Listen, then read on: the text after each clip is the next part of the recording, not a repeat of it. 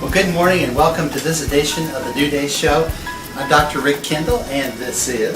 Liz Kendall. Good morning. Good morning.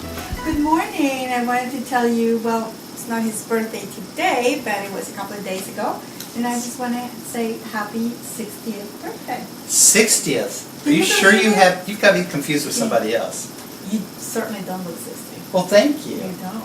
That means a lot. Can you believe it? I really can't. You were like 20 when you married me. I know. But, you know, I'm young at heart, and I tell people maybe I'm 60, but they say I look 50, I feel 40, and I can't remember what I was talking about. With the 30? Anyway, we're glad you're with us, and we hope that you're getting your week started off refreshed and your purpose ignited for life. And we're glad to be here. Yes. This is going to be, I think, our 9th program. Wow, good. And yeah. I hear that people are listening and people are watching us, and people are listening to the health tips too.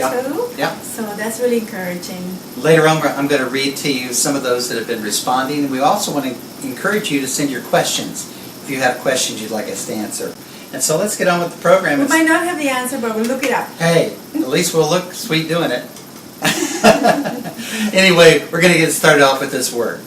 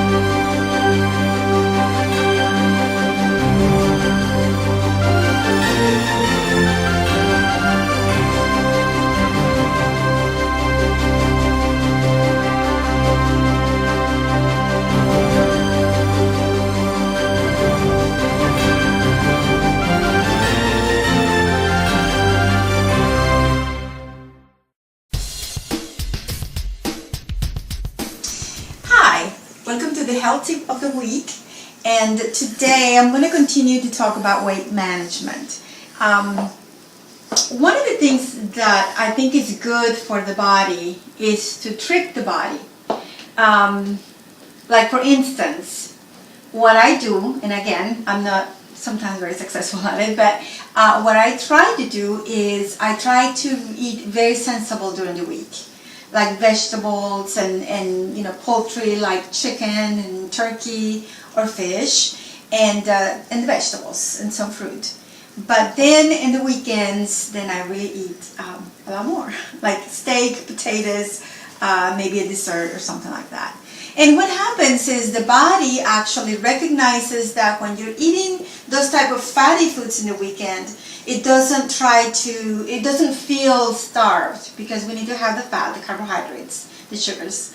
You know, the body needs that. Not the refined sugars, but the regular sugars. So what happens is during the week when you're eating right and eating sensible, then the body recognizes that it's no longer having to store that fat, but releases that fat and those toxins because you're eating right.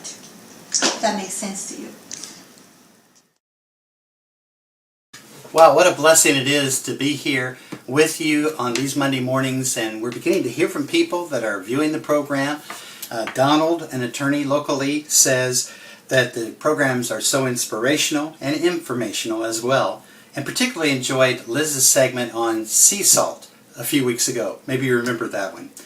And then Carmen writes, actually concerning my first book, Apprehended, and she says that she felt disregarded by some ministers in the past, but now is reading and understanding purpose and vision has to be cultivated, and it's helped her so much. You know, this is a blessing to us because we're here to serve you. We're here to serve your God-ordained purpose, and so we pray it's a blessing. You can see the New Day Show also on the Global Embassy Network. That's our network for ministers and marketplace men and women of God, and People are really visiting that site, and it's exciting to see what God is doing there. I want to invite you also to visit my website, ministry website at rickkendall.org, where you can also view the New Day Show, many other things that we have put on video on that website, plus our itinerary and availability for ministry, and also some teachings that are a little bit more expanded that you can go in through our Treasure series. And so visit that website as well. By now, most of us probably know we should write our vision. But in case we don't, you should. And it shouldn't be cliche. You know, it's not about just the things we're going to do. It's also about cultivating who we are. And of course, who we are begins with purpose. God-given purpose. And you know, it starts, as we said, with what Habakkuk says here in chapter 2. It says, simply, write the vision. Write it down. But notice, it's written not just so we can talk about it, but so we can run with it. And running indicates cultivation. Cultivation takes time. This is why God's given a mandate that's beyond just chronological dates on a calendar. It's beyond all these seasons that are weather indicators, but it's a mandate that comes from an eternal perspective. So God's got something great on the inside of you that's worth investigating. He says, write it down so you can activate it and run with it. But even that's not all. After we have written it, we are beginning to run and cultivate with it. Then it says here also that we should not be proud, but the just shall live by his faith. What does that mean?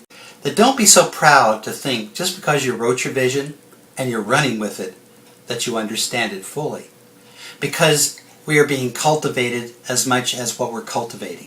So don't think you fully understand your purpose, because all of us are still growing. And that means be willing to change and shift and every now and then re-examine your vision. Re-examine what God is saying and watch how he'll give you fresh revelation. Well, we'll see you next time on the New Day Show. I got to go to a birthday party. Love you. God bless. Happy birthday to you. Happy birthday to you. Happy birthday, dear Grandpa. Happy birthday to you.